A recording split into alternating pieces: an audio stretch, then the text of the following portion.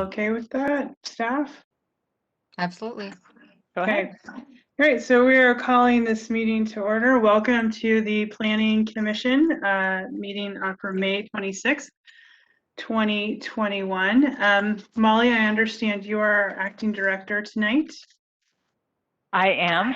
Would you take a moment to review how people can participate before we get going?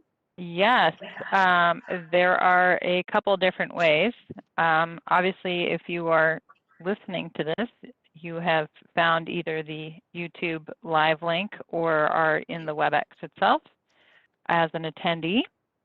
And when we get to the public hearing portion of each agenda item, and you wish to speak, if you open your participants window, which there should be a little round box at the bottom right of your screen if you're in WebEx, and that says participants. If you click on that and open it up, down at the very bottom, there is a weird symbol. It's supposed to be a hand. It's very small. And that is the thing that you need to click on so that we know that you want to make a comment during the public hearing. And then we will be able to kind of see that little icon pop up next to your name in the attendees list, and we will know to call on you. Alternatively, if that is not working, you can use the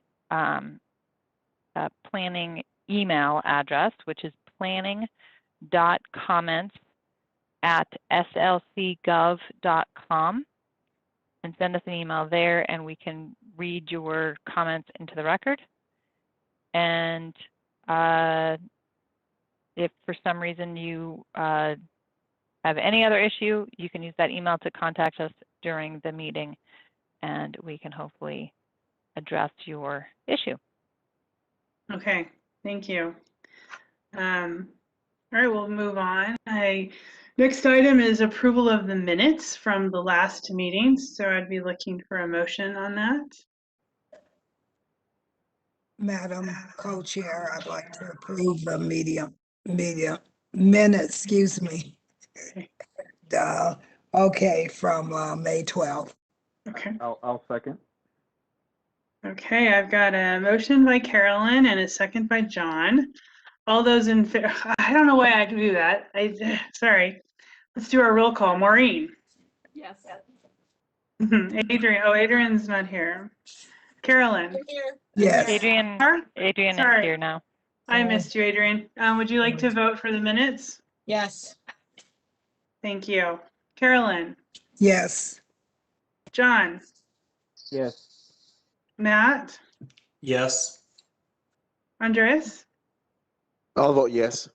Thank you. And Sarah. I'm abstaining. Okay. All right, that motion passes. Moving on, we have the report of the chair, the vice chair, and the chair is not here, and I have nothing to report. The report of the director, Molly. Just a couple of things. On tonight's agenda, there was one item that has been postponed. That is the Stealth Towers text amendment. We got a lot of public comments on that, and I'd like to thank everybody for sharing their thoughts and comments on that item. However, the commission will not be discussing that tonight. So if that's what you've tuned in to hear or to make a comment on, it is postponed. I don't have a date to when it might be discussed at the Planning Commission. The applicant withdrew, or they asked to postpone conceivably to make some changes to their proposal, but we're kind of waiting on them to see what they want to do. Okay. And then the other announcement I have, this will be my last Planning Commission meeting as a member of the planning staff and management team. I am staying in Salt Lake City, but I am moving on from the Salt Lake City Planning Division. I'll be teaching more at the U in the fall and potentially starting my own practice. So I may see you again at a planning commission meeting, but in a different capacity. We'll see. But in the meantime, I'm here this evening. This is will be my last meeting. And I would like to say that I've loved being part of our discussions on the commission and hearing from all of you and your ideas for the future development and planning of our city. I think what you do is really important service to our community. So thank you, and thank you for letting me be a part of those conversations. Well, thank you, Molly. We're very sorry to see you go, but glad you're still staying in the city and going to be making a difference that way. So thanks, Molly. Yep, thank you. Okay. Well, we'll make this meeting really exciting for your last time then. How's that? I think that stealth towers was gonna like take it over the edge. So I'm sorry that that's not on the agenda anymore. We are reviewing policies and procedures, everyone. Yes. That is some riveting stuff. It is riveting. It is riveting. Well, with that, we will move on to the policy and procedure review. Michaela, you are up for that one. You want to start? Yes, I do. Thank you so much. I don't have a PowerPoint slide for you all, a riveting PowerPoint slide, but I have been revising the Landmark Commission and the Planning Commission's policies of procedures because they haven't been updated for quite some time. And I do want to point out that in my memo, after posting my memo, I would like the commission to potentially, it would be important to us to adopt the changes this evening as we move forward. So really, I mean, I don't know how you exactly want me to do this. I mean, I can go ahead and just walk you through the document or just summarize it. But I mean, some of the highlights really are, we needed to address commission training and state law since the legislature put that requirement on our planning commissions. Obviously address electronic meetings. I know it's a bit late, but certainly address electronic meetings. Remove incorrect code citations. I found that there were a lot of incorrect code citations that resulted in subsequent text amendments. Just cleaning up language. Please disregard any numbering that may be off or a typo that may be off. If you have comments, I'd like them to be substantive. Renames the record of decision to summary of actions because that's what mirrors our code language, and addresses the planner's record of decision letter, that letter that we send out to the public. The public actually does review our policies and procedures, and so we want to make sure that they have a bit of a heads up that the planner will send out a record letter. Hopefully the Planning Commission has reviewed these. Do you have any questions?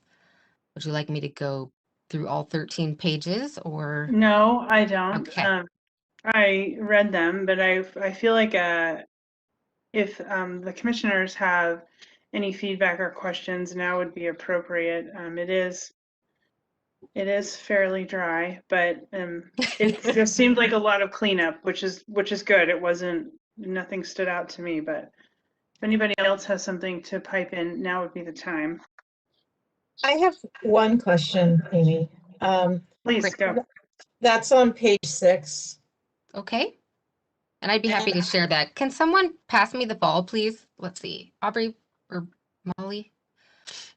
I can share. Well, page I don't, 6. it's Oh. a conceptual question, and it's, you know, Okay. where we have the order of events, order of business, and we still have this requirement for a report of the chair and vice chair. And I don't know, in all the time I've been on the planning commission, and when I was chair, I didn't really have anything to report. And I just wonder if that's really needed. That's all. it seems like a perfunctory thing we do every meeting, but it seems to me if there was something to report, we could have that as an exception as opposed to the default where we're always saying we don't have anything to report. That's all.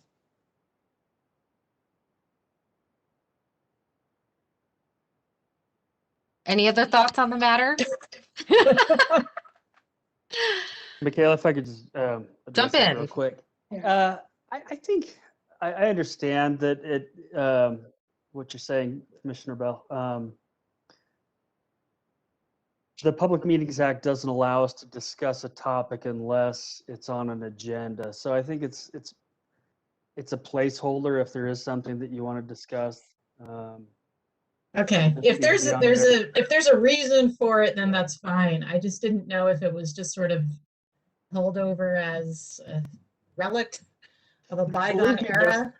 We're finding a lot of relics in the policies and procedures that aren't necessarily helpful. This is one of those Right. things that I think, I mean, it seems fairly innocuous, but if you want to discuss something that's not necessarily on the agenda, this might be a good place to say, hey, Okay. there's some things that we'd like to discuss coming down the pipeline or whatever.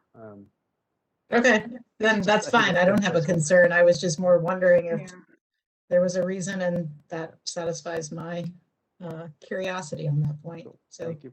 thanks, Paul. Thank you. I would just suggest then, Michaela, when you do chair and vice chair trainings, that is spelled out as that's a placeholder for those things. I would agree with Because that. otherwise, that's the first I've really thought of it that way. So you might want to include that in your future trainings. I can do that. Any other commissioners have thoughts they want to? There's a typo in 24, but that's it. We will catch that. Thank you.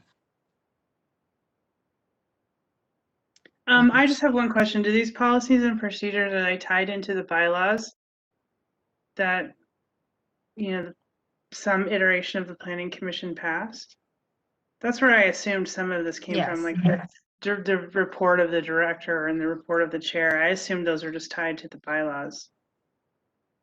Okay. And the code. I mean, there are some instances where the code too is sort of repeated sometimes in here. I tried to take a little bit of it out, but I feel that it's handy for commissioners and for the public to know as well. Okay. Well, with that, I would ask if the commissioners are feeling comfortable with voting on that. I would be looking for a motion. I'll make a motion that we approve the policy and procedure, the revised policies and procedures presented at the hearing tonight. I'll second that. Okay, I have a motion by Adrian and a second by Carolyn. Let's mix it up. Sarah? Sorry, yes. Andreas? I'll vote yes. Okay. Matt? Yes. John? Yes. Carolyn? Agree. Adrian? Yes. And Maureen? Yes. Okay, that passes unanimously. Okay, we will move on now to our second presentation. Well, our first public meeting agenda item is the Columbus. Sorry, let me find it. The Columbus Street Alley Vacation north of Victory Road, PLN PCM 2020-00564, and we have planner David Gellner up for that one. David, are you ready? I am. Madam Chair, while he's setting up, I may have missed this. Did you read the statement? I did not, because Brenda did that last meeting and we do it once a month. You're right. Thank you very much. Thank you for checking. Okay, I'm gonna start my presentation on this.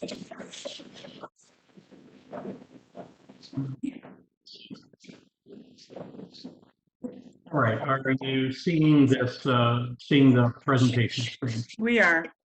Okay, so this is an alley vacation. I pulled up the map on it. It's proposed section of platted alley to be vacated. It's north of the UDOT right away. David, can I have you pause for a second? Yeah. Can everybody who's not speaking mute and perhaps stop what feedback's happening and breaking up David's presentation? Okay, go ahead, David. Okay, thank you, Amy. So this is a platted segment of alley, and it's north of Victory Road behind the houses that front on Columbus Street. It's adjacent to 5 properties. And it's just a segment of alley, and we have a petition to vacate this segment of alley. A couple things. It's a platted but not developed alley segment, about 150 feet long, 2,750 square feet in total. The request is based on lack of use. The alley has never been developed and exists on paper only. Working with the city surveyor through this petition, there was had an unusual and unclear history. It was not created through a subdivision process, as alleys typically are. It appeared to be dedicated through the original platting of the city, and some of the platting in the 1800s, early 1900s, may have been part of a slope easement. So that said, it's never been developed as an alley, but it does exist on paper, and the proposal is to vacate that and incorporate the property into the rear yards of the neighboring homes. You see an aerial view there of approximate location of the alley, and here's some ground level photographs. It exists somewhere in this realm in here. It's a very steep slope coming off of Victory Road, about a 30-degree slope. Probably one of the reasons it's never been developed as an alley is that physically it would have made no sense. Staff analyzed the policy considerations for an alley vacation. Again, for processing, it met that consideration of lack of use in 1452-020. The property owners that abut the alley have all signed the petition, and no city departments have objected to the vacation of the alley based on future plans or needs. Again, those staff considerations was the alley does not physically exist and probably couldn't be developed based on the topography and slope. Did appear that there was a continuation of the alley going north of these properties at some point in time, but that was previously vacated, although it was unclear as to when. And so there are no potential future uses for the alley. It's a short remaining segment only behind these particular properties. As such, staff is recommending that the Planning Commission forward a positive recommendation to City Council for the requested alley vacation.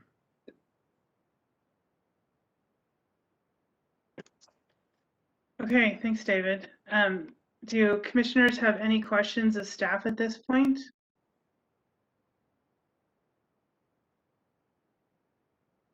Okay, hearing none. I see that the presenter is Nicholas Kanan. He is here. Are we moving him up to the presenter list? Sure. Can you hear me?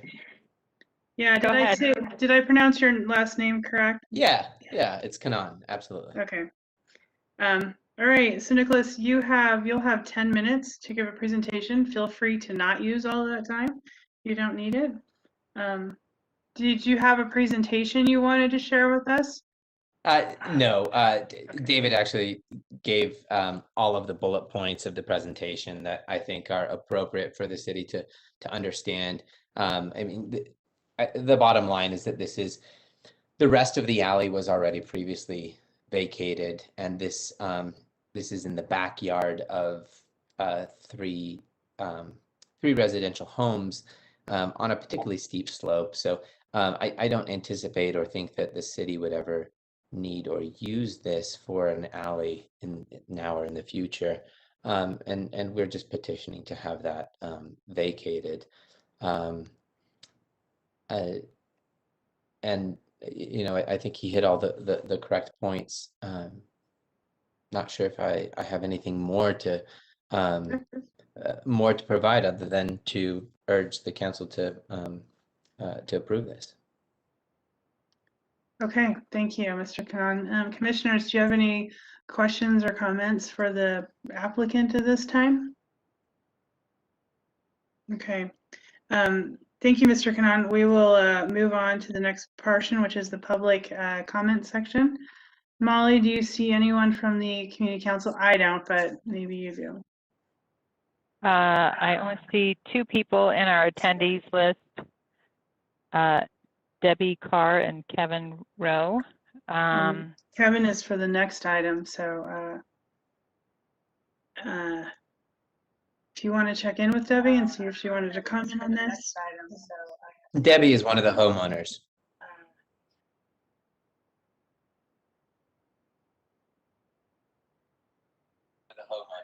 Debbie, did you want to make a comment during the public hearing? You are unmuted if you want to speak. During the public hearing? No, I don't. I just wanted to listen in. Okay, great. Thank you. Okay, then seeing no other attendees, let me just quickly check the emails, please. The email. I don't see any emails coming through. Okay. Great. Thanks, Wayne. All right, with that, we will close the public hearing and bring it back. Commissioners, any questions for the applicant or staff or comments? Talk amongst yourselves. Otherwise, I'm open for a motion. I'll make the motion. Okay. Based on the findings and analysis of the staff report, testimony, and discussion at the public hearing, I move the Planning Commission transmit a positive recommendation to City Council in regard to the proposed alley vacation PLN PCM 2020-00564. Do I have a second? I'll second. Okay, I have a motion by Maureen and a second by Adrian. We'll take a vote now. Carolyn? Agree. Matt? Yes. Sarah? Yes. Maureen? Yes. Adrian? Yes. Andreas? I'll vote yes. Okay, and John? Yes. All right, that passes unanimously. Thank you. Okay, thank you. Thanks, David. Thank you all. Thank you, Mr. Kanan. Okay, next up is the Riverbend Sports and Events Complex Bar, conditional use. Petition PLN PCM 2020-00395. We have staff of Lex Traver. And Lex, you are up for your presentation. Hey, David, could you pass me the ball? I'm passing it now. Thanks, Molly. Let's see here. Where is my...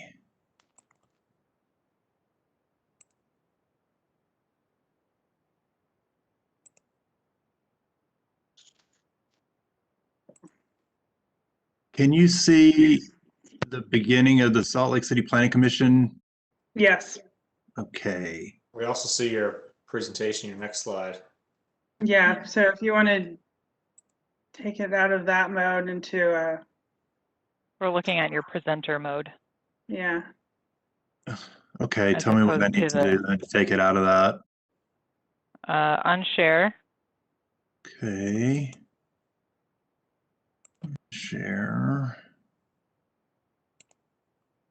There you go. Okay, just a reminder, if you're not speaking, to please mute so we don't get any feedback during Lex's presentation. Thank you.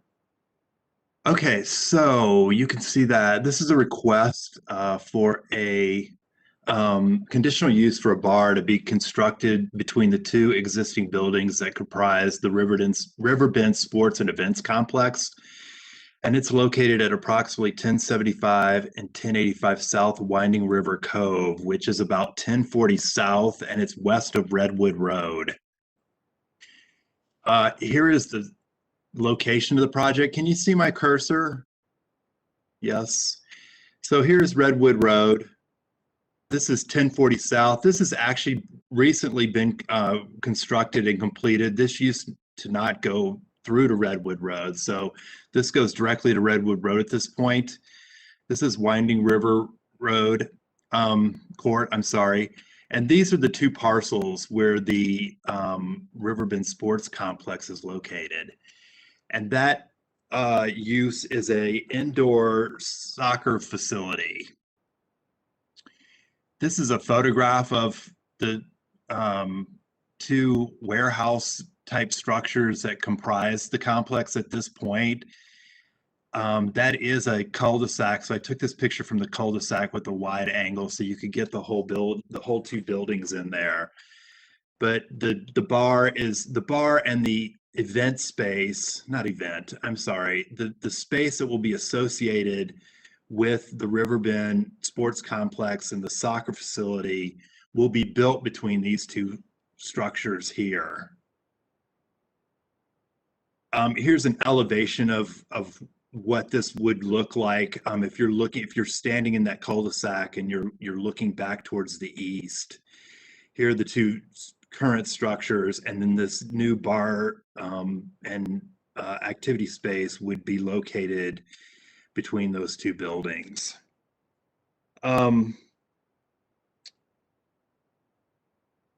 In the staff report, we've provided you with an analysis of this request. We've gone through the conditional use standards, and this proposal substantially meets those standards. We've also done a zoning analysis to show that this will work on this parcel. Since the time of the staff report preparation and distribution, I've only received one comment from the public. I dropped that in your box yesterday. I received it yesterday. So you should have that for review. We did not receive anything from the community council, although this applicant met with the community council, and they didn't have any comments at their meeting, nor did they provide any written comments. At this point, based on the analysis and findings listed in the staff report, it's staff's opinion that the project generally meets the applicable standards, and therefore planning staff recommends that the planning commission approve the conditional use request for a new bar at the subject location, with the one condition that they record their security and operations plan with the city recorder's office. That's required by code. And let's see. That's all I have for you. If you have questions for me, I would be happy to help or happy to try to answer those for you. Lex, I just am wondering what is making this a conditional use? Like, why is this being triggered? Well, a conditional use is a use that is allowed. It has the potential to have negative impacts. And when we're reviewing these, we need to make sure that those any sort of negative impacts can be mitigated. And so this is a conditional use in that particular zone, and that's why it's coming before you tonight. Okay, and based on the comment that we received, what is the, is this geared toward children? Are they going to be at this sports complex? And not that I think, having a bar near where children are is a bad thing, but just to kind of address that comment. Well, I would look at it like any other establishment anywhere. Yes, there's children. There could be children there. I'm sure that there's children programs at that sports complex. I'm sure there are adult programs too. The applicant would be better able to address Sure. Then let's do that. their clientele, but yeah, there would be children, I would imagine. Okay, the applicant can do that. Commissioners, do you have any other questions for staff at this time? No. I guess just Go ahead, Andreas. Staff. Speaking of that very topic, there is a school, I think Wallace something Academy. Is that further north from there? I'm not exactly sure where, but I know there's this, like a academy somewhere close to there. Is that correct, or am I looking at the wrong map? I'm not aware of a school within the prescribed distance to this complex. And that would all be covered under the DABC permit they would have to get and be. That's That's correct. not ours to enforce. That's theirs to enforce. The DABCs. Correct. Great, thank you. Anyone else? Okay, hearing none, we can move on to the applicant's presentation. I believe we have Kevin Rowe. Are you still seeing my presentation? Yes, Lex, we are. Okay, I'm sorry. You just need to unshare. There we go. And Kevin, you are now a panelist and have the ability to unmute yourself. And do you have a presentation? I don't. I think that the presentation that Lex provided illustrated our plan, but I certainly can add some information behind that. Is everyone hearing me okay? Yeah, Kevin, you have, Mr. Rowe, you have 10 minutes, but again, you can feel free not to use all that time if you wish. But go ahead, you're ready to go. Great. So my client has had this existing soccer facility for about 8 years. And what their plan is to make it a more viable enterprise for their business. And so they're building an accessory building, which is permitted under code, under the current zoning, between the two facilities, which will allow the people who participate in the soccer fields to have a place to congregate and enhance the overall facility so that they will have more events. And as part of making that plan viable, they've entered into a potential lease with the bar establishment that will be operating mainly in the evenings, not during the day when the soccer facilities are in work, in process. And also the design of the facility separates the bar from the accessory use. So it's upstairs, it's in its own confined space. There's a separate entrance to the bar. It will be operated in different business hours during different times than the soccer facility will be operating. The other thing that it does is it allows the bar establishment, Club Carumba, to have better parking access. It's now in Sugar House. It has a real issue with having parking, and it's also a little bit away from its main clientele. So that also enhances the economic viability of the bar facility also. So it allows the facility to become more viable. It's a conditional. So the accessory building is a permitted use under zoning. The bar is a conditional use, and Lex has been great to work through conditions that we're in a position to satisfy as part of opening the bar establishment, and we're happy to satisfy those conditions. And we think that the combined soccer facility with the accessory use, and by the way, they do other types of recreational uses. They have basketball tournaments there, etc. So there'll be a big open space for participants in those tournaments to be inside on each sides of the fields as part of this construction project. So it's kind of a twofold motivation to improve the viability of their existing facility, and also to allow the bar to relocate to a place where it's closer to its clientele with better parking access for its patrons. So that's our presentation, but happy to answer any other questions that folks may have. All right, thank you, Mr. Rowe. Commissioners, do you have any questions for the applicant? Okay, seeing that, we'll move on to the public hearing portion. There are no attendees in the list. Wayne, are there any emails on this subject? Have not received any emails. Thanks. Okay, well, with that, we will close the public hearing portion of the meeting, bring it back to the commission.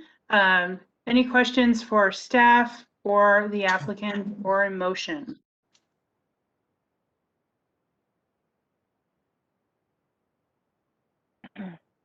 Sorry, did you already open and close the public hearing? Yes, I did. Okay, just making sure. I'll make That was I saw that there were so no fast, attendees, so I blinked and I was like, wait, what? yes. Go ahead, Matt. I'm sorry. Yeah, based on the information listed in the staff reports and the information presented and the extensive input from the public hearing, I move the commission approve the request on the conditional use and bar establishment at approximately 1075 and 1085 Winding River Cove Oh, no. and PCM 2020-00395 with the conditions listed in the staff report. Okay, so Matt, you froze for me in that. Did he freeze for the record, Molly? Does he need to do that again? I think we got most of it. If you could just restate the petition number, Matt. Motioning to approve the petition PLNPCM 2020-00395 with the condition listed in the staff report. Thank you. Thank you. Do I have a second? I'll second. Okay, I have a motion by Matt and a second by Adrian. We'll take a vote now. Carolyn? Agree. John? Yes. Andres? I'll vote yes. Hey, Sarah? Yes. Matt? Yes. Adrian? Yes. And Maureen? Yes. Okay, that passes unanimously. Thank you, Mr. Rowe and Lex. That is all done. Thanks, everybody. Thank you. Appreciate That it. will conclude the public hearing portion of our meeting. We will now move into a working session, and Lex is up for this one as well. This is for Sugartown, the Snellgrove Ice Cream Factory Design Review Work Session. Petition PLN PCM 2021-00025. Lex can give us an overview of this, and then we have the applicant, Mark Isaac. But I don't see that he's here.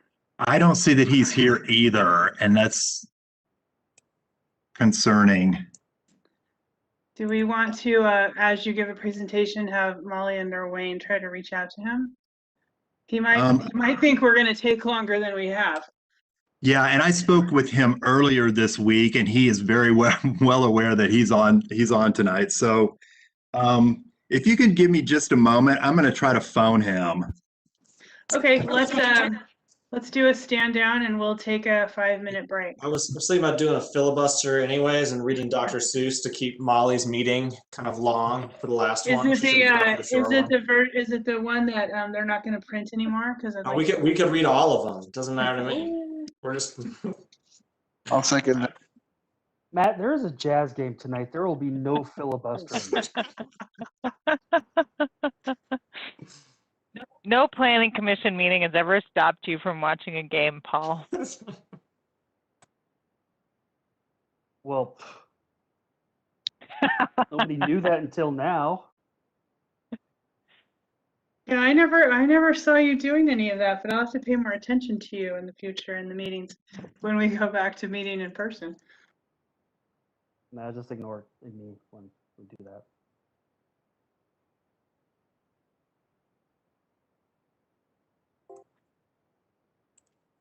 I just spoke with Mark Isaac, and he's the representative on this project, and he is pulling into his architectural firm's office as we speak here, and will be with us in probably about 5 minutes.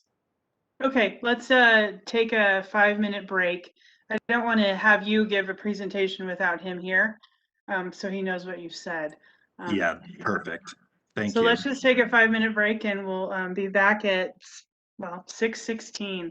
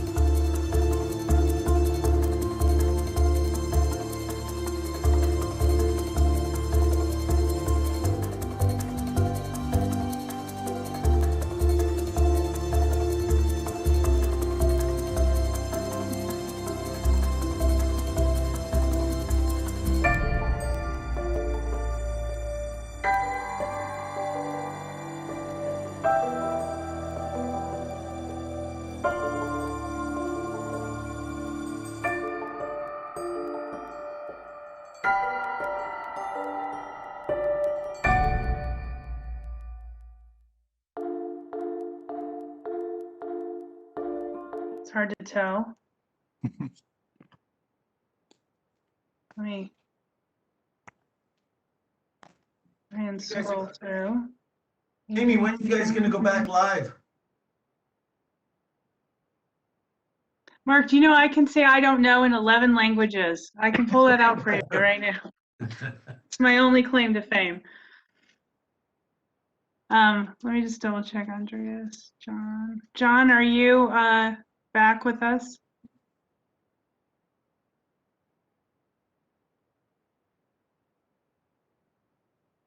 John's not back. John Lee? Yeah, I'm here. My Okay. mute wasn't working for a second. Okay, looks like everyone's back.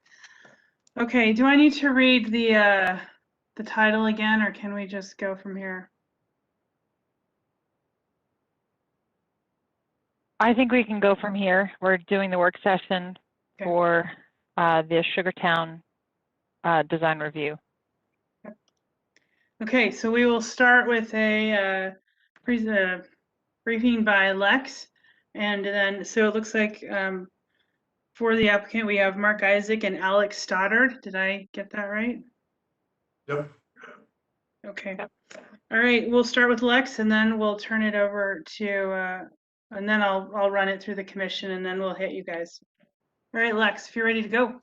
Thanks, Amy. I don't have any sort of PowerPoint presentation for you. I'm leaving that up to the applicant because this is really a conversation between the Planning Commission and them. But just very briefly, you as a Planning Commission saw back in, must have been February, a request to rezone the subject property at 850 East and 870 East, 2100 South, to the Sugar House Business District zone. And this project here before you tonight is the follow-up to that. It's a mixed-use development that is composed of commercial and residential. And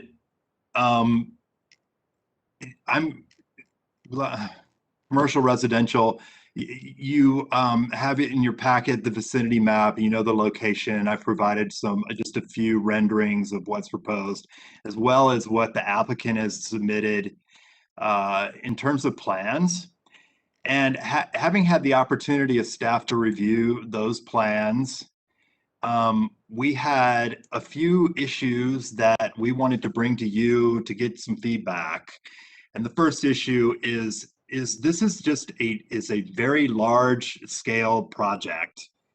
And Molly very cleverly put this into perspective, and she said that if you took this project and stood it up on end, this project would exceed in height any building located within the downtown Salt Lake City area. So just to give you that little bit of perspective of how large of a project this is, I thought that was pretty clever. So we wanted to give you an opportunity to look at this and talk to the applicant because of its size. Secondly, we just feel like there's some large building masses that need to be divided into heights and sizes that relate to human scale. And I provided a discussion about, kind of what we're seeing at this. And then lastly, we're looking for some more information regarding building facade details and the pedestrian experience. And these folks are anxious to talk to you about their project, and I'm really going to turn that over to them and take some notes here while you guys are talking.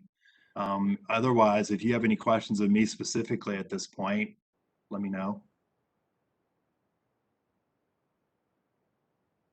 Amy, you're muted. Thank you. Commissioners, any initial questions for Lex? Okay, we can turn this over to Mark Isaac and Alex Stoddard. I want to thank all of you, including staff, for bringing this to us as a work session. I've said this before, I don't think we use work sessions enough, but for these big, whether it's a big building like this or a big geographic space like at the Fleet Block or something, I think it's really important that we do these. And I appreciate Mark and Alex coming tonight because I also find that when you are ready to bring this for a decision, they go through so much smoother. So it's an important one. So I think you'll get everything you need tonight. But if you want to pass this on to Mark and Alex, let's get into it. Amy, thank you. You and I have worked together on a whole host of projects over the years, and I really, really appreciate you all taking this time.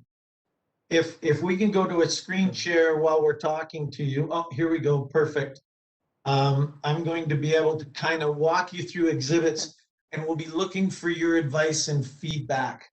Okay, here we go. Here we go. There we are. Here's the block. The interesting thing about the old Snell Grove. Now we're actually seeing your folder instead of your presentation. Okay, hold on a sec. That's weird. It's on his screen. I wonder why that's. There it is. There it is. Okay, so we can only see it on his computer, but we can't see you guys on the screen. That's okay. I'm just kind of working through the semantics. First of all, thank you all. My name's Mark Isaac. I'm a representative for the owners group. I'm a planning consultant. I'm a land use planner by education and trade. And I've been hired to do the entitlement and planning and the approval process for this project. The Snell Grove Dryers ice cream plant and the ice cream store kind of been an institution in Sugar House for a very, very, very long time. When Snell Grove plant was sold to Dryers, Dryers eventually sold it to Nestle, so on and so forth. The ice cream plant became obsolete. And that's the reason for the ice cream plant being closed. They had a lot of difficulty with 18-wheel trucks and, the circulation of truck routes, taking the ice cream out of there and bringing supplies into there, and chose to establish a more advanced ice cream facility out west of the airport, which is where they went and where they relocated into the big industrial complex for Salt Lake City. The first order of business is the northwest corner of the block, just for bearing, is Albion Financial. It's an office building. Alex's arrows on it right now. They are not a part of the block or the project. To the left or west of Albion is the little Smitty's Pancake House, and that's the DI start of their parking field and facility along there, just trying to give you all bearing. Directly across the street from us on the north is the Campfire Lounge, a couple of real kind of boutique smoke shop, tattoo parlor, and some of the remaining cool factor and character of Sugar House. You'll see the empty old car wash lot on our north, and then Sugar House Barbecue on the very northeast corner remains. So where the building comes across as tremendously large, tremendously long, it's the south block, and you can see the uniqueness of the configuration of the parcel, where we have the frontage from 800 East to 900 East along Commonwealth. So just for orientation, that's sort of the baseline of how we situate. And I hope it kind of gives everybody a pretty solid lay of the land. Directly east of our south corner and flange, if you will, or Commonwealth intersection of 9th East, is the driveway location into the Smith's grocery store. And then south of it is Estes Pizza and the wing shop, and there's a little bar and stuff in that corner of that building directly south on our southeast flank. Okay, up to the next screen for us. So this rendering, and I'm going to shut up in just a second here, Amy, and we desperately want to hear from the Planning Commission and get as much design intel as we can. This is the north face staring towards the Campfire Lounge and that vacant parcel, and is the shorter part of our block. This particular side of the building is, in scale or scope, is no different than Sugarmont or some of the stuff I've done up on Park Avenue and other parts of Sugar House. And subsequently, we will circulate main entrance off into the parking structure in the middle off of the road. And then on the left and right side on that upper elevation, you'll notice how there's no residential units on either flank. Those are rooftop decks. They're on the northeast and the northwest corner of our building. And the reason is to put amenities and spaces that were more in keeping with the activated streetscape and the busy corridor that is 2100 South, and remove them as far from as we could the adjacent residents on the south side of Commonwealth. When I did the Zeller project in South Salt Lake on the streetcar line, we discovered that rooftop decks created a tremendous amount of noise for adjacent neighbors. And subsequently, that's the idea behind the orientation here.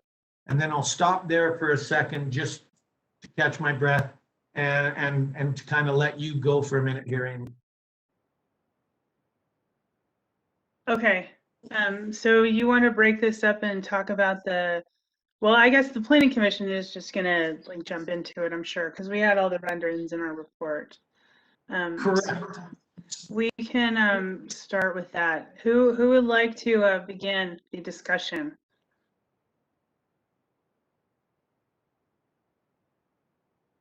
I guess where I was too, I mean, on the rezone was really the impact along Commonwealth. I mean, that was my kind of discussion point that I brought up and probably where I'm more interested in kind of talking through. So when we get to that point, I'm happy to kind of at least see what, I'm more interested in seeing what's kind of there, just because there's a residential neighborhood that's, you know, that kind of breaks to, it's not a very wide street. I'm just, you know, make sure that those individuals, see what that looks like.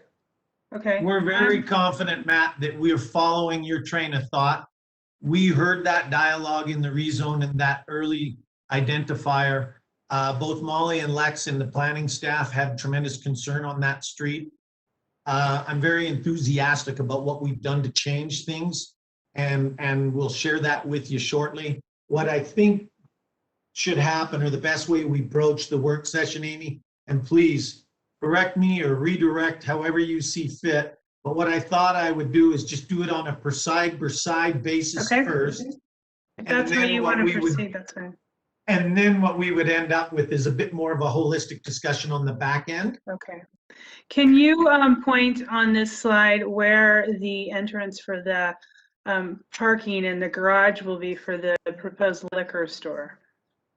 Oh, it's on the very west flank. We're gonna have to kind of slide through some drawings because we'll be able to address that. So here Can I it ask is a right suggestion, here. please? Hey, Mark, could you guys go to your plans? These are just the renderings I included in the staff report.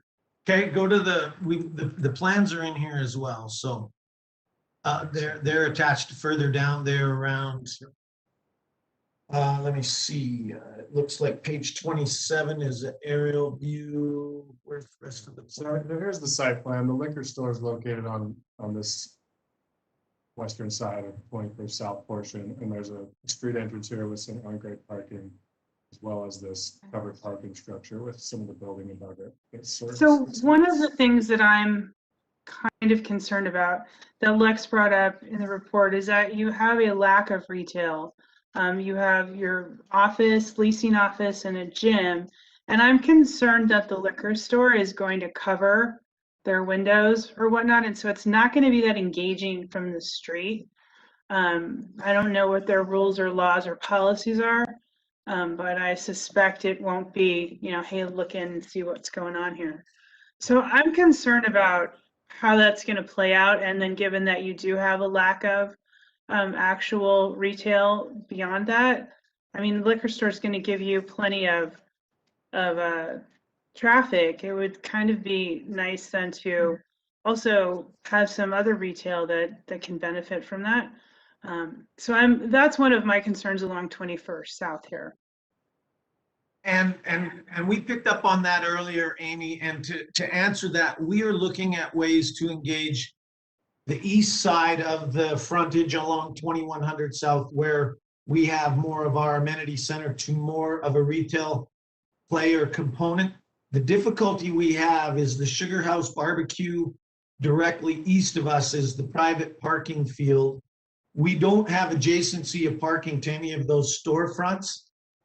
And as you know, I have done a lot of projects in Sugar House, and retailers come and they succeed and they fail if there's no adjacent parking. And these vacant retail places do less to engage the streetscape than some of these other services. We're reluctant to do too much on the east side without adjacency of parking. It's real easy to accommodate the adjacency of parking on the west side of our building, and subsequently that's the lion's share. You do have access as the public to come into the parking structure and have public stalls where Alex's arrows are. And then you'll see right where his hand is on the site plan is a gate, and then it becomes secured parking for the remainder of that floor and then the lower floor for the residents. So we do have visitor parking there. We are trying to figure out how to better engage this streetscape for retail for you. And when we come out of this work session, the next time you see our application, you're going to see our best attempt at trying to better engage that for that pedestrian way along 2100. Yeah, because I'm not sure why you can't move the leasing office and the gym to that eastern side and give some pedestrian retail kind of more in the core of the building, which then is easy to walk to.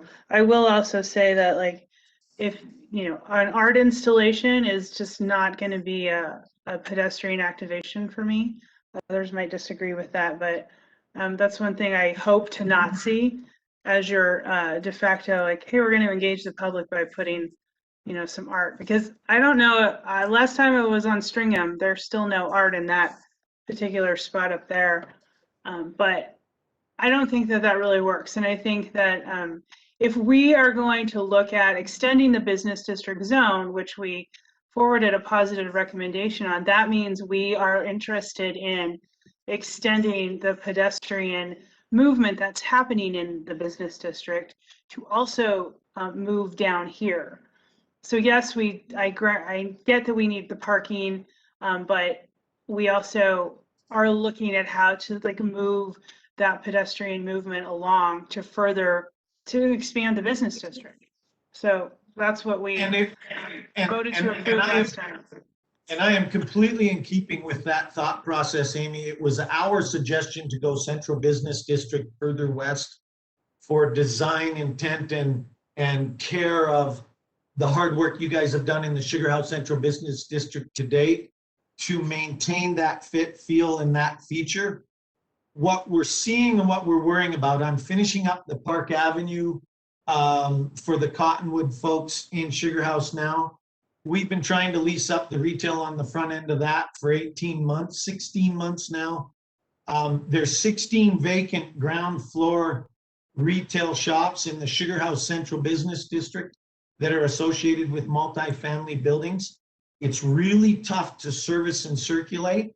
And I'm wondering if we're starting to meet the demand and satiating that interest in the Sugar House Central Business District with those type of uses. I know that Vidovich, who bought Meacham's The View, has a bunch of vacant space that's had a very difficult time releasing. Vitek's got a bunch of vacant space on his block in the Sugar House Central Business District. I work closely with Clemena, with Woodbury, with Boyer, with Thackeray. All of us are concerned that we're starting to get too many small shop retail opportunities in there to fill them all. So it's something that we kind of have to talk through, because I'm not sure. So we will come back to you with a better engagement of the east side of our streetscape on 2100. And we'll see if we can work our magic with you when we come back to the Planning Commission. Give us a little bit of time to entertain some design ideas on that side. And I can assure you there'll be something that is changed when we come back. I'm not at liberty to determine exactly what it is for the owners, but I understand the ask. Okay. Other commissioners to talk about the 2100 South Side? What's the length of the 2400 South Side? Like altogether, the building length? Is it 221 or is it like, am I reading these like the two sections of 174? I mean, or is it 300 something? Well, how long is that length? It's 360 feet. 360. Corner to corner. Okay.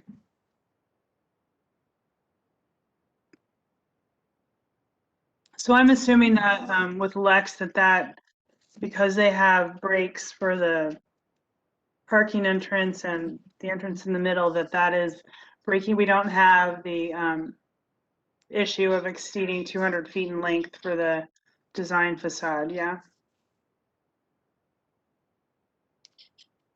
We'll take silence as a yes. I would say I'd like to see further differentiation in the building that breaks up that feeling of one long 300. I mean, I know Sugar House has developed that way in a lot of different ways, but it's just an ongoing. Help me 2, 3 understand foot that these a little long bit, blocks. Matt. Is it a visual vertical breakup? Is it a visual horizontal breakup? Help me understand what I'd the say ask is. horizontal more than I would say horizontal more than vertical. I mean, ways that when you feel at least you're driving by, they're separate units or buildings. It's not one large. Kind Could of you show the massing. elevation? The 21st South elevation?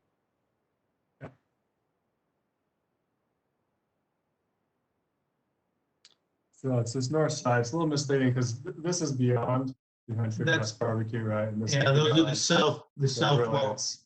it's from here to But here. looking at massing here, where different building heights, different building materials, something that does not give the deal this is one massive complex. I mean, I think even by the name that you're giving it, Sugartown has a feeling of a town, which I would think is not a complex, but a conglomeration of different styles of buildings and kind of a meeting place, and not like one big complex. And so I just think that what's here to me, even there, looks like one.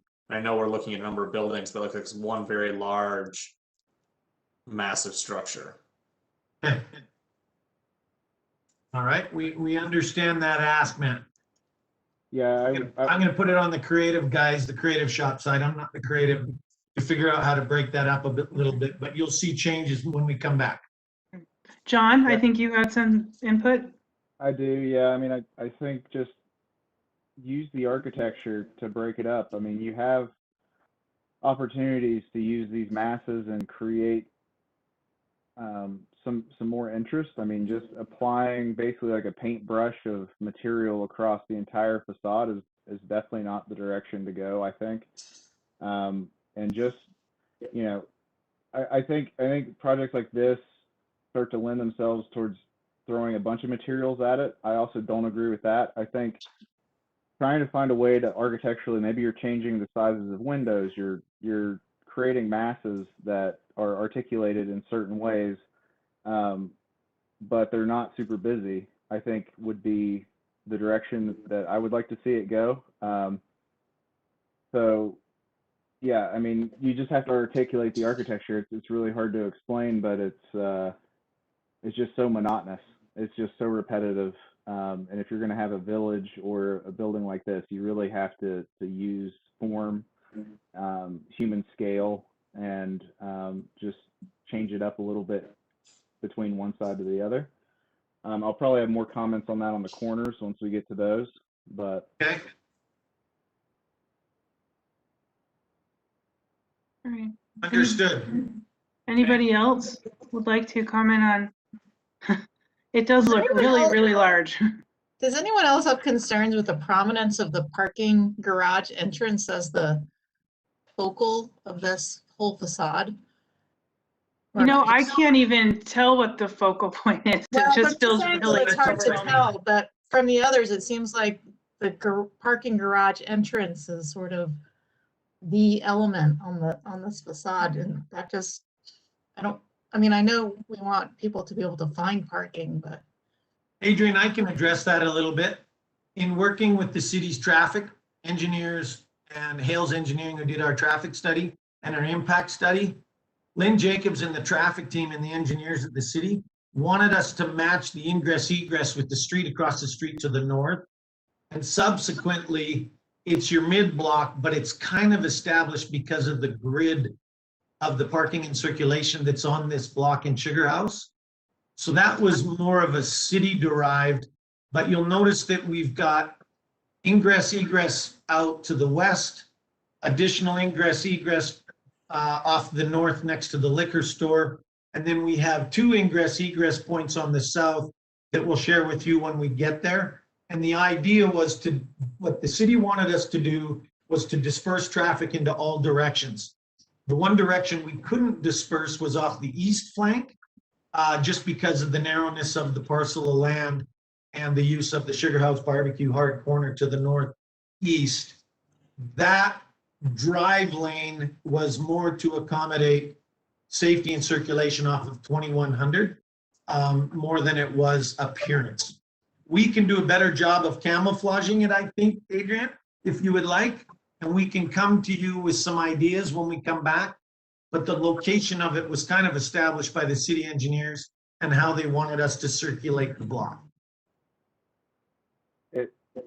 If I may, I don't think it's the location. I think it's more of the accentuation of the location. Yeah. It's the architecture kind of pointing you to that as the focal point. I really agree. I think we need a hierarchy of design on this project, and there needs to be a focal point where you're led mostly as a pedestrian to engage with the building and to understand the building when you see it and not be kind of confused, if that makes sense. So I think breaking the mass down again, creating little moments throughout the project where you understand where to go based on the architecture, I think would really be helpful. I actually think it is very monotonous, and I think the only reason your eyes go to the middle is because it's the middle. There's really not a lot of visual interest drawing you to various spots. It's just such a huge project that you just naturally gravitate to look towards the middle. So there's a lot of, and architecturally, you're being directed to look at the middle because I barely being see celebrated. the architecture. I mean, I barely see the architecture drawing me to the middle. It's just the fact that it's the middle, that's where I look. I think there's a lot more we could do. You could do along this to give it visual appeal in many spots. But I think those are good comments. Part of it's the awning that's over the parking, and then the other part is that part of the building's taller, and then they've created a portal around those windows that create kind of a focal point, and I think that's why a lot of the reason why you're drawn to it. To the left side, you have kind of that artful sign that probably should be the focal point. And if the architecture behind that sign backed up that as the focal point, then that would give you a pedestrian-oriented design that would bring you into that space versus that awning that makes it feel like that's the entrance, but really that's for the cars. So thinking about pedestrians versus cars and how to separate those visually would be really key and important to this project.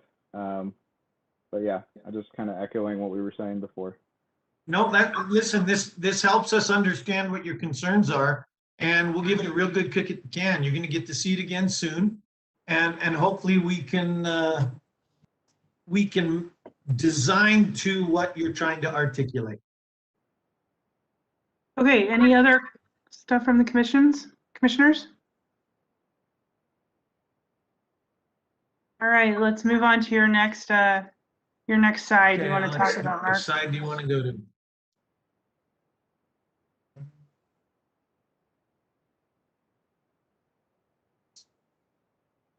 We can look at the east elevation maybe here next.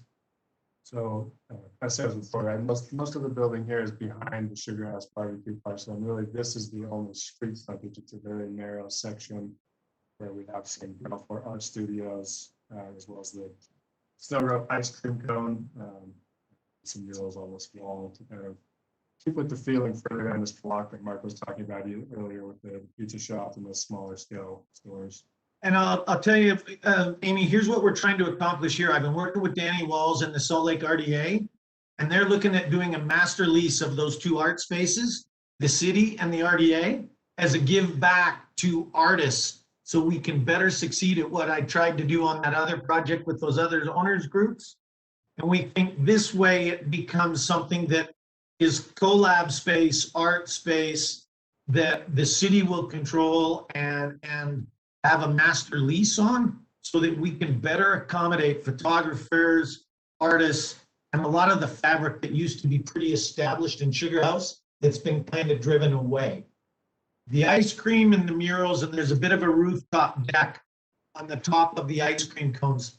The idea behind this is all visible on the 9th East S line stop. And so it's sort of a focal point or a capture point in the distance if you're on the light rail transit. It's the art area. It's saving some of the history and the cool factor. And if you're ingress egress out of the Smith's Market across the street from us, it's engaging the streetscape. It's in keeping with Este's Pizza, the Wing Shop, and a few of the cool kind of hip, trendy, nice retail that we have in this area. And then the coolest thing about this is this particular building is micro units. We're proud of this because of the smaller footprints and square footages. We can dramatically reduce the rent rates and provide for some affordable units in Sugar House. There is none, zero. And it's really hard to provide them for 3 reasons: the cost of real estate, the cost of construction, and the cost of the design criteria that is the Sugar House Central Business District. It adds tremendous cost to the exterior of these buildings that we are all very willing to do because it's providing the factor and the cohesiveness that is the Sugar House Central Business District, but it's super expensive. And so this is a way that we can provide 40 units of affordability. And the best part about this is they're associated with the market rate project. They get bike lockers, they get rooftop decks, they get a swimming pool, fitness centers, they get all the accoutrements that normally it costs a fortune to live in to achieve, and through affordable units. And subsequently, it's kind of got this kind of a little bit of an edgy, more artsy appearance to it. On the south side of it, we've been working, after we got the staff report, we've changed this space pretty dramatically in design already. And all these units have little front yard garden style walkouts on the ground floor along Commonwealth. And we separated this as a separate building from the main building. So we're going to be coming to you with pretty dramatic change from this already. Parker and Alex and Guillaume, our architects, have been working to really try and break down that back street mass. And this is the start of it here. And you'll see a lot of change when we come back to you. But we're going to maintain the rooftop for the micro units as a little fire pit and barbecue center for micro unit users, retain the art studio art space in an RDA collab effort, and that artwork there, providing you guys are comfortable with that kind of fit and feel and what we're trying to accomplish. And you'll notice how we pushed the building back and did a much wider, larger plaza. It'll have, you know, some bike racks, a bench or two, and we're trying to create a little bit of a plaza feel across the street from some of the existing cool retail. Yeah, I guess I'll start. I think this side's much more successful than the other sides. I like what you've done with the ice cream sign versus what I've seen in the past, where it was just kind of tacked on the building. Yep. This feels a lot more thought about, a lot more integrated. So I want to thank you guys for that. I appreciate the thought behind it. You know, I like the incorporation of that with the art. I'm always hesitant with just doing murals. I always like to see something that's not just murals, but I think the ice cream cone sculpture kind of thing kind of offsets that. So I think you're in the right direction there. I also think this type of architecture where you're breaking it up and you're basically telling the story of the use through the architecture, I think that, to me, that's makes it much more successful. And I'd like to see kind of that thought process pushed throughout the rest of the building, where you maybe start thinking about that. And it sounds like that's kind of the path forward. But as you do that, I mean, I think what makes this successful is the way that you guys use the materials on this facade, where they wrap the corners. Each architectural element is one piece and not broken up in plain with a bunch of materials. And I think the cleanness and just the expression of the architecture, it really comes down to human scale at the end of the day, because it feels like a mass that people can relate to and understand. And I appreciate that. So I just wanted to say that.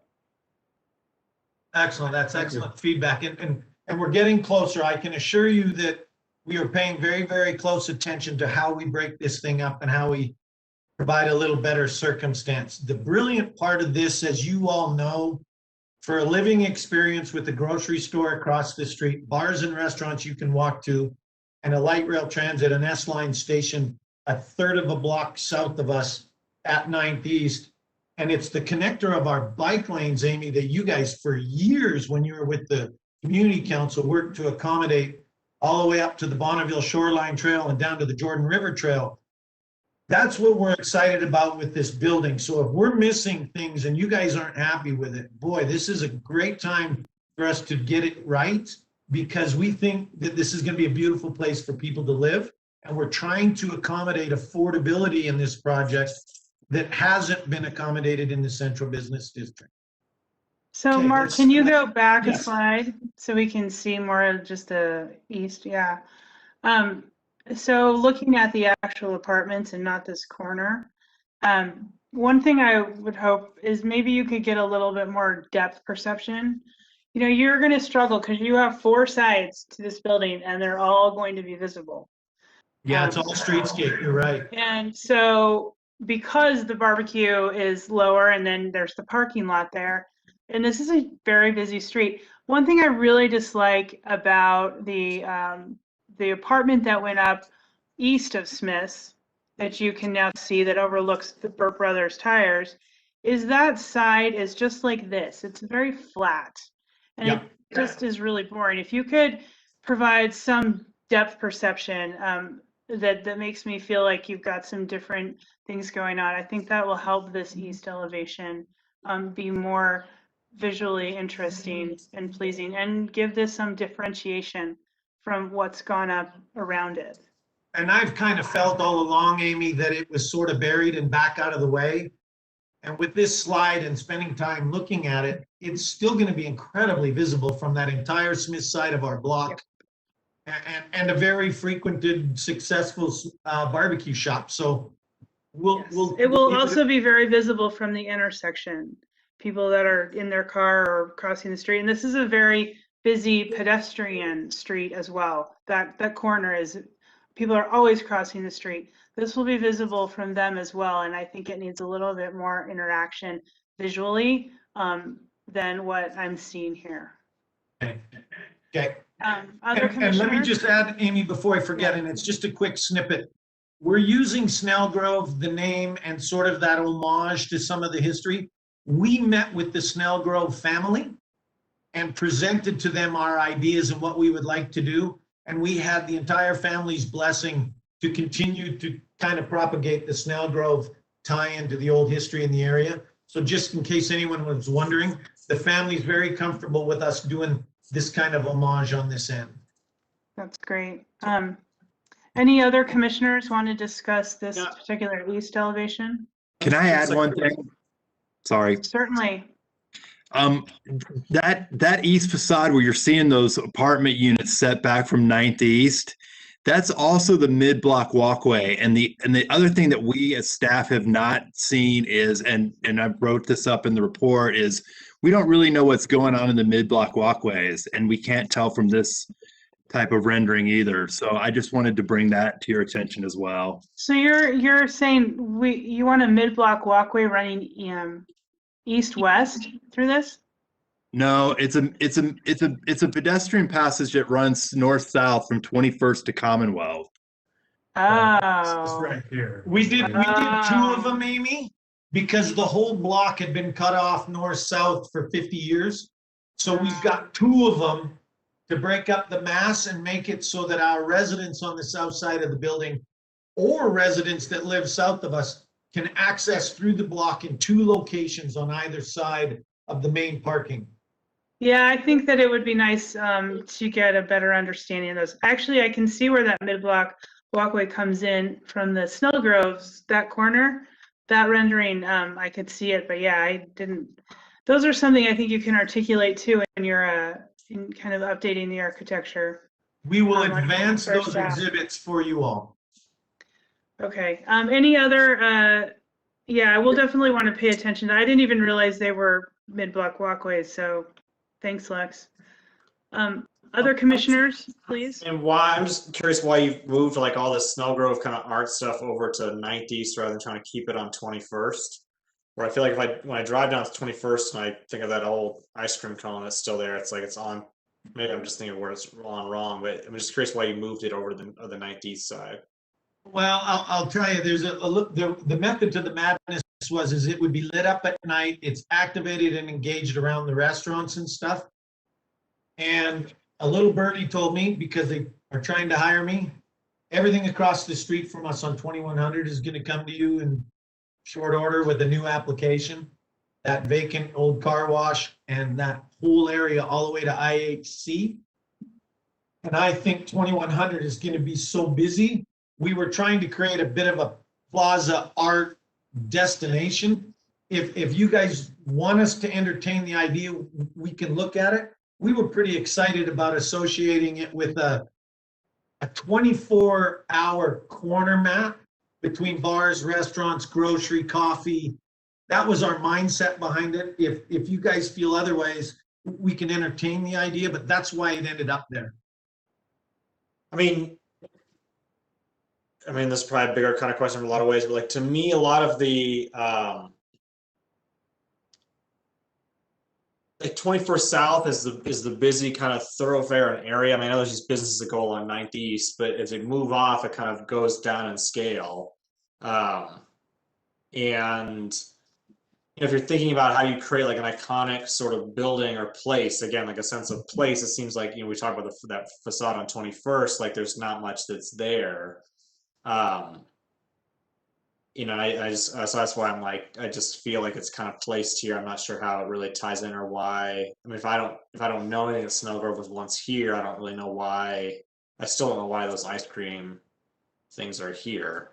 Now I think of like the Salt Lake costume place. I think did a good job in some ways at like trying to incorporate the old signage into their new building over off 11th. I mean, they did a good job at trying to reference it without being over the top. To me, it just feels like it's there, but and I don't know about the whole art thing too. Like I can see why we're not just kind of stretching out the retail then too. I mean, you've got that Sugar House. I don't know how that fits in there. So I feel like it's a little odd there. But that could be my perspective. Okay. Other commissioners, please. You're causing me pause. I'm thinking it through, that's for sure. No other feedback from the commissioners on this one? Okay. Andreas, please. Well, I was just going to say the comments that you guys have made is really my comments as well. I mean, it is a very large project, and one wants to keep some sense of appeal for the public. And I think the comments that were made would definitely resonate with my comments as well. Yeah, just concur with what you guys have presented. Thank you. Okay, Mark, if you want to move on to the next elevation. Yep. Okay. Let's go to this south wall because it's caused so much concern. We've pretty dramatically changed this, but Amy, you can see how the buildings are separated, that it's two separate and succinct buildings. And that's actually the start of the pedestrian walkway that'll take you up to Sugar House Barbecue and up to 2100 South. And that walkway is all on our property in the setback. So we will advance exhibits for you to better understand. We'll speak to you with the architecture so you understand what that walkway becomes. Lit bollards, landscaping, real well lit and safe. And we're pretty excited about doing it in two locations. So we will do a much better job at sharing with you what our thought was, so you have time to really provide us feedback at the next meet. these ground floor units, we've dramatically improved with front yards, with landscaping, and with walkouts. You'll see all that coming. Parker's working really hard on it right now. He's sitting beside me. We didn't introduce you, but he's in here. And so we've got pretty dramatic change to the streetscape. We've just talked about that. You'll see the patio or the rooftop deck on the very far right of that slide. You can catch where the building is broken up. And that's a bit of a step back idea as well when you're coming north or southbound on 9th East. That building's not in your face up to the property line. It's back off of a wider plaza. And then again, those upper floors have been removed for a deck and kind of a cool experience for the micro unit building. Okay, let's go to the big one. And this is the one that's caused everybody the apoplexy. We recognize it. We have 2 drive ingress egress points off this backside that are parking structure and parking access and service further west that we'll show you in a minute. We have gone to work and dramatically changed this frontage. All these units are walkouts on the ground floor. The idea is obvious. We want front doors, people having a cigarette or a soda or barbecuing on their front stoop. Where you see one here, we've done it the entire way down. And what it's going to do is it's going to activate the north side of Commonwealth and make the street a little bit more towards a complete street, but more importantly than that, a safe street for pedestrians at all hours. So please don't myopically focus. I'm very interested in your feedback, but you're going to see pretty dramatic change to this entire frontage when we come back to you. It's underway. Click on the next one that shows the walkway. This is a bit of an advanced walkway. Amy, you can see it. And what we planned on doing was it's a wide pedestrian path through the west flank of our building that goes all the way out to the Campfire Lounge, would be right out on the north side of that exit. And we've got all the old historical homage and the old sugar house stuff demonstrate on the walls in there now. We don't know ultimately what it'll become. But again, what we're trying to do is break that big mass up. We're breaking the buildings up, but these walkways are important for our residents to go to and through the block as well. Mark, are you installing a sidewalk on that section of Commonwealth? Yes, landscape strip, full width sidewalk, and then the building's recessed back with an additional step back. So it's a really difficult building to keep the costs down on, to be very frank with you all. I've got Wasatch United people and all kinds of people kind of attacking us for cost of living and cost of rent rates and stuff. And the truth of the matter is, the uniqueness of this application is we have 4 street fronts, and you don't normally see that in most applications. And subsequently, we need to do complete fronts on all 4 sides. And so it's been challenging. We understand the necessity of it, but it drives the cost of construction, which drives the cost of rent. And I don't know a better answer. Well, that's Commonwealth is really narrow, and Yep. the south side is not, there is no sidewalk like you have in this rendering. It's actually the backyard or garage facing of the houses that You're going to see all of that on our new stuff. So Commonwealth is not as friendly as this particular slide shows it, nor do I think you're going to make it as this friendly, because the south side is not the front door of people's homes. It's their But it backyard. could be. No, it's their backyard. It's their fence, and it's the garage. A lot of them are garages. Whether they're usable or not is different. But I'd like you all to consider that we have an ADU ordinance that would allow development of some of those garages as like laneway housing. So considering this is a public street, it has 2 public frontages. Even though, yes, it is today the back of some of those things, that doesn't mean that it's going to be that way forever. So no, it's just really narrow, and there's no term. street parking. There's no street parking on it because it's too narrow. And so it's a difficult street. So I was just wondering if you're going to put in a sidewalk, because I think that's a good thing. Well, and the direction is important, Amy, because the truth of the matter is we're spending enormous dollars on engaging this Commonwealth streetscape, and it's driving the cost of our project. It's causing us anxiety, and Molly and staff, it's not going to be a rodeo drive. It needs to be functional and nice, but within reason. And it's kind of a tough spot for us to be in, because we want every one of our residents to walk out of this building onto all four sides, and it's a really beautiful living environment, and we want to engage that Commonwealth and improve it. It dead ends at 8th East in the DI parking lot, and it dead ends at 9th East in the Smiths parking lot, and it's narrow. So we are looking for some guidance here, because what you say and what staff says is a little different. Okay, well, we're going to dramatically improve it. Okay, well, I know Matt had some definite ideas about the Commonwealth side. So if we want to open it up to the commissioners, and Matt, if you'd like to kick it off. Well, I mean, so I'd like to.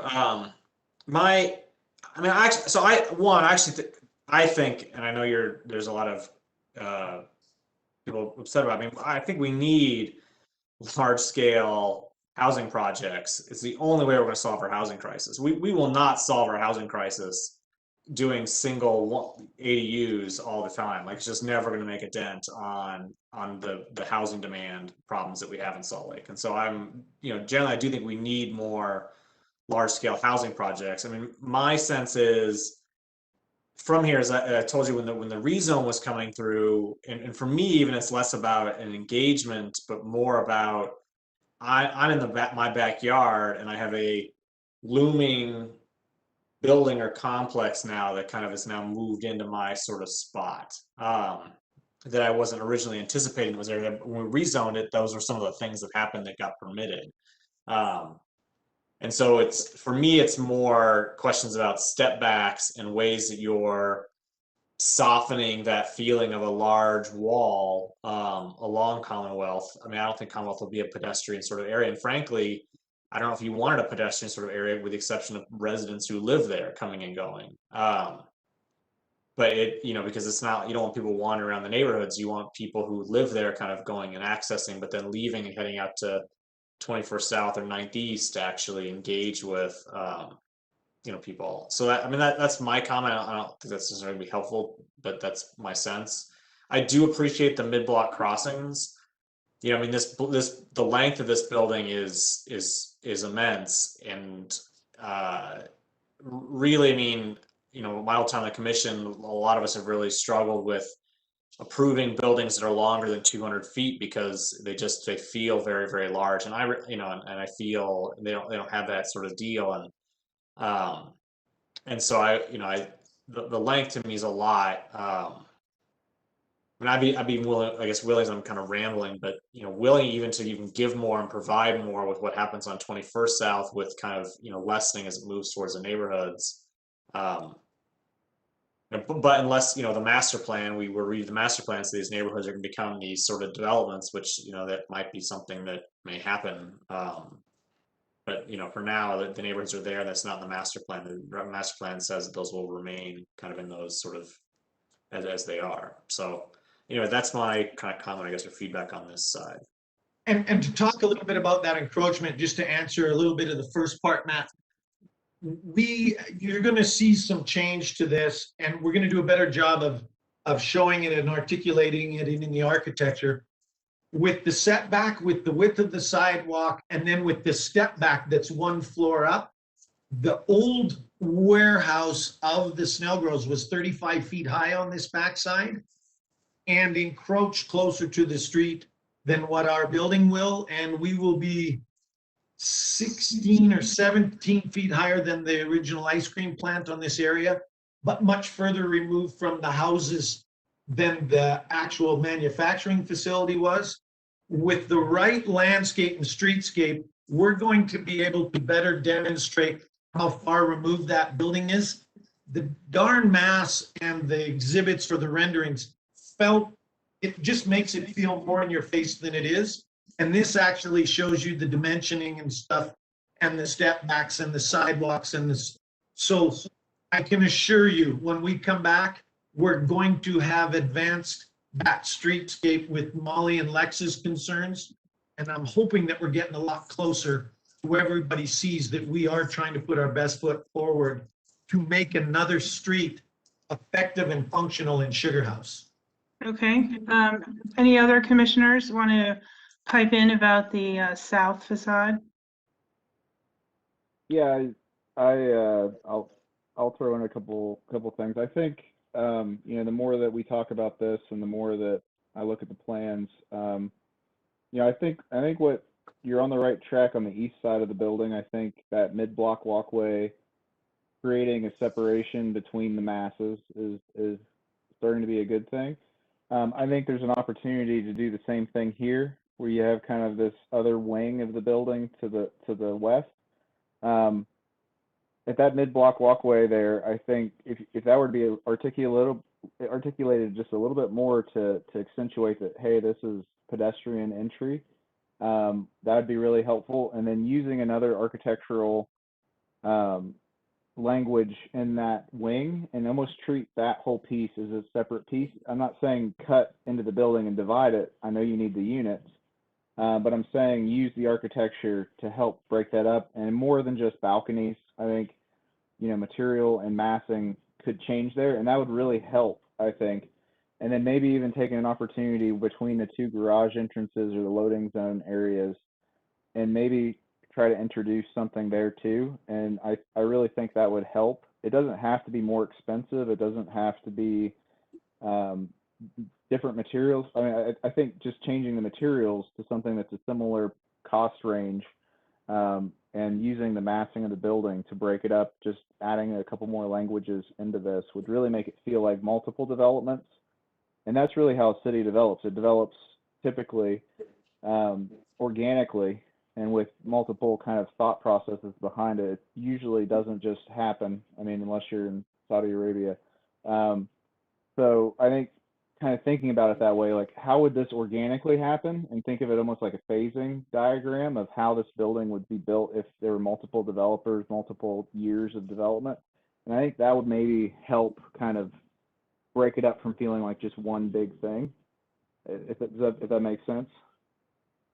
It does, John. It absolutely does. And I think we can do a nicer job on this end to more kind of not mirror, because we don't want that look, but emulate that spacing and that massing that we did on the east side. I'm following your logic, and I will give it a real good shot, a real good kick at the can. You got good ideas, I hope. Other commissioners? Nothing? I'm not a commissioner, but can I throw in something real quick, Amy? Please, yes, Lex. I know that they have included a diagram showing the facade of the proposed building on Commonwealth and the distance to the garages and the houses to the south. It took me several times going through these plans to really catch that, and maybe that could be fleshed out a little bit to be more descriptive of what's going on there. I think that could be helpful for the commissioners. Yeah, I do too, because I think that this view of Commonwealth isn't realistic, and because I live right there, so I know how it goes. I think other commissioners could benefit from a better understanding of really how narrow that street is and what you're doing, so that we can get a better feel of the work you do to try to mitigate that behemoth, you know, that feeling that there's just this huge building looming. Because it's so narrow, it accentuates that feeling. And so I agree, Lex. I think if you guys could do that in the future, that would be more helpful to the commissioners. All right, then let's move on to the west facade and wrap up our tour of the building. Yeah. Okay, we got there. Okay, so west kind of flange, it's another narrow parcel. The parking lot that you see on your left side of the photo there, that is Albion Financial. And then out in the distance, deeper into the corner, you can see where our surface stalls adjacent to the liquor store main entrance that are a little further to the north or a little further left. That's how that would associate. So what we'll do is we'll do a better job of breaking this building up, Amy, so that this doesn't look like one cohesive face that goes around the corner. It's just a never-ending building. We're picking up on that. We'll do some kind of slightly different treatment. The one thing that this rendering doesn't accurately portray is the north side of this building where that landscaping is right there. To be very honest with you, Rocky Mountain Power wants me to put all my transformers and a lot of the switch gear there. So we will better demonstrate what's actually going to occur and make sure you're good with it when we come back to see you on that face, because it's really the prominent location that RMP would like to provide most of the servicing on. Okay. Commissioners, let's hear if you have any thoughts on this one. Nope. I'll jump in. I mean, my thoughts Please. are the same, kind of the same as they have been. Again, breaking it up by the architecture. One thing I do want to say is, I feel like it's come a long way since the last time we saw it. I appreciate the treatment of materials, again, wrapping the architecture, and not just stopping in the middle of a wall. So I do want to kind of commend that. And I'm hoping in the future designs that will continue, and we're going to treat this as architectural elements and kind of go that direction. So, but that being said, I still think, this side's kind of the same. So I think just once we see that architecture added, I'll be more excited. So. Okay, understood. Okay, I'm gonna, unless I hear from other commissioners, I'm gonna kind of wrap up our thoughts. I've got one other question, Amy. Please. Can you explain why we've got some surface parking and next to the liquor store, and then you've got structured parking that would also potentially be available for public use? Well, yeah, it's a surface lot, and the adjacency to their main entrance, and then the rest of their stalls are just underneath the building, and it's a single level. It's an at grade, so it's in essence we're building units above their parking on the real estate, but there's 60 contiguous or 70 contiguous parking stalls there for the DABC. Yeah, this is connected through here, so basically a continuous. And what it does, it is allows for people to egress the liquor store, literally, Adrian, from Commonwealth, from 2100, and from 8th East. And we are trying like heck to avoid what the heck goes on at the liquor store down on Highland Drive and Ashton. Well, that's what I was wondering. So if you pull into this surface lot and there's not a space where you can access then the parking garage? Yeah, go back to the overall site plan, because it's got all the stalls, and Adrian will understand kind of how it circulates. There. Yeah, so right through here, you can come in here and pull through. They're just connected to each other. And the idea is just for circulation out of the liquor store, so that there isn't a pinch point. People can go south off of 8th East. They can go down Commonwealth, they can go out on 2100, and go north on 8th East. And this is sort of a DFCM state kind of circulation plan that they'd like to see have happen for the liquor store. And they actually own this. They're not a tenant. They own the real estate. So it's a unique public-private partnership between the owners I represent in the DFCM and the DABC. Lots of acronyms. So they'll own like a condo unit in this building and the parking next to it separately? Exactly. Yep. Okay.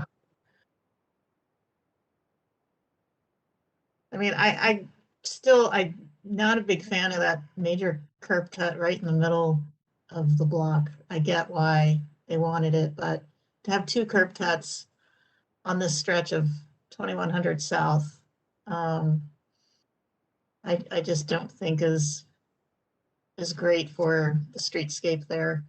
But I've articulated that already, so I don't have anything further, Amy. Okay, thanks, Adrian. Last call, commissioners. Staff? Well, if you must, go ahead. Lex. I'm sorry, Amy, I don't. No, thank you for piping up. Thank you. I don't want to prolong this meeting anymore, but I would like to get some, I've got one thing to say and I'd like to get a feedback on one other element. Okay. Mark, you were talking about your Rocky Mountain installations. It is critical that those be on the private property. The city is not going to entertain after the fact those types of utility installations on public property. So I'm And glad we you're are aware of really that. well versed on that, Lex. We know that. Okay, I just want to make sure because I'm getting hammered on it too. Yeah, And no, lastly, yeah, we got it. Molly, support me there, sister. Okay, so Lex, I was going to kind of also wrap up the 3 main points you brought up earlier and in your memo to kind of make sure you got enough idea of where we're at. Was there other things you wanted to bring up? I wanted to get some specific feedback on the Commonwealth street front on the west end where what is adjacent to the street is essentially a parking garage and there's windows there. And we didn't quite talk about that. And I don't know if that warrants some discussion, but I have some concern there. I think I can wrap up a little bit of some of that to maybe not totally satisfy you, but give you an idea of where we're at. And then if commissioners want to correct me or add something, I'll give you that opportunity. So the main points you brought up in the memo, and that was the massive scale, dividing heights, and the facade to increase pedestrian interest and interaction. And I think through our discussion tonight for you, Mark, those are the real points that we're hitting on, is that we feel like this is extremely massive, and we do have a history of not liking these type of behemoth things. If you looked at the 21st and 21st project, I mean, it is nowhere near this size, and we had a lot of problems with how big that felt. We did like them to divide heights. We liked, to see some differentiation, and John brought up many points of this to make it feel like they are different. I think we have also seen projects come through that architecturally have successfully presented a large building, but made it feel very much like different buildings. And I don't think any of us are feeling that this rendering is a success in that regard. So, while we're not giving you terribly specific things you can do other than John's comments, it really is the feel of that this is still really big. And we think architecturally you can do better in dividing those heights or making it feel like they're different buildings and making it feel like it's not so massive. And then we did bring up a lot of points about how to engage the pedestrians better in what we would like to see throughout at least 21st South. I think we all understand we're not looking at pedestrian activation to like a retail degree on Commonwealth. And even 8th East I think is fine for what it is, to be honest. A lot of the pedestrian activity is 21st and 9th. That's where all the people are walking. Across the street on 8th East with the Pancake House, original Pancake, people just mill about. They're waiting for their table. Otherwise, nobody's walking there. It doesn't mean we can't be doing stuff to encourage them to be walking, but I think by addressing the uninteresting massing in architecture will also help with the facade changes that Lex brought up to increase that visual and pedestrian interest along the buildings. Yeah, and then the focal points. Really, do something better with the focal points. I think you got that message. I think especially softening that main entrance to the parking, Amy. Yeah, we definitely need some better focal points along 21st South. I think, Lex, your desire to get specifics on Commonwealth is a little hard because what we're being told is that what we'll see is vastly different. But if you take into account for Commonwealth the fact that the street is a lot more narrow than kind of the feel of the rendering, and how the height, even though it's not terribly higher than that existing warehouse was, or the old warehouse, it still feels really massive. And how that's going to, how are you going to deal with that in relationship to then the single family residential zone that's directly south, regardless of, you know, it being Commonwealth being their backyard. It's a dramatic land use difference. That's really summation of kind of the feel that I think the commissioners have expressed, and it mirrors a lot of Lex's concerns as well. So I think you have still a lot of work to do to visually make this not feel like it's so large. Well, and the positive, Amy, is when we got the staff report from Lex and Molly originally, about the same time I think you all did, we've gone to work on a lot of this stuff. It's active and it's underway. And that's why there's elements that I'm incredibly confident that we're going to be a lot closer to your wishes than we were originally. Okay. Don't know all the right answers yet, and you guys will have a good kick at the can here real soon. So I just want to touch base with Lex. Do you feel like we have addressed and given you enough direction for what we'll be looking for? Yeah, I'm comfortable with what you guys have provided, and I think it's been very helpful. So thanks to all for taking the time to comment and give feedback. Okay, and then just one last touchstone to commissioners. Do you feel like I did an accurate summation of our feelings and our comments, or would you like to add something or correct something that I said? Okay, then we will move this off. I know there's not a lot of specifics for you, Mark, but I think sometimes just understanding exactly how it's presenting to us gives you enough direction. You still have, yeah, there's a lot of work to do, but I look forward to seeing what you come up with in addressing things we You and talked I about. know, Amy, collaboration does make a better better setting, better circumstance. We're comfortable with that. So we Yes, I really mean, I appreciate remember, it. Mark, I remember us having a discussion probably like, I don't know, 8 years ago when we were talking about the original granite warehouse. And how that came up, and I remember Scott Kisling brought it up to you, of having it look like different buildings. That is something that I think the Sugar House community has long been looking for, and we have yet to see it. You look at all the developments in the business district, not one of them have hit that mark. That's great advice right there. That's great advice right there. So we've had these long discussions, and it's come up again. Make these look different, divide this up some way architecturally to make us feel like it's not the entire block. So, okay. And I did want to add one thing, you know, please. I would just say, you know, try to tell a story. Show, you know, with the presentation, like show the hierarchy, show the story behind what you're doing, and then let's maybe get a few more shots of pedestrian. What does it feel like to be a pedestrian next to this building? A lot of the shots I get, we're talking about the architecture, we're talking about the overalls, but I think including a few pages of renderings that are just up close, they don't have to be super refined, but just show us what the people, what you know, what my experience would be, and tell us a story, and I think that'll help really go a long way. Okay, thank you, John. Thank you. Thank you, John. All right, well, we are going to conclude this. I want to thank the commissioners for allowing a longer work session on this. I think it'll hopefully come through a better project when we see it for a vote. With that said, I just want to also, before we adjourn, thank Molly again for all of your work with the city. You've been there for quite a while and you've made a really big impact, and I hope you know that. So we're going to miss you, but we appreciate all of the stuff you've done. Okay, with that we are adjourned for this evening. We'll see you again at the beginning of June.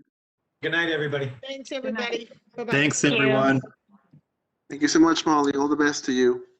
Thank you so much.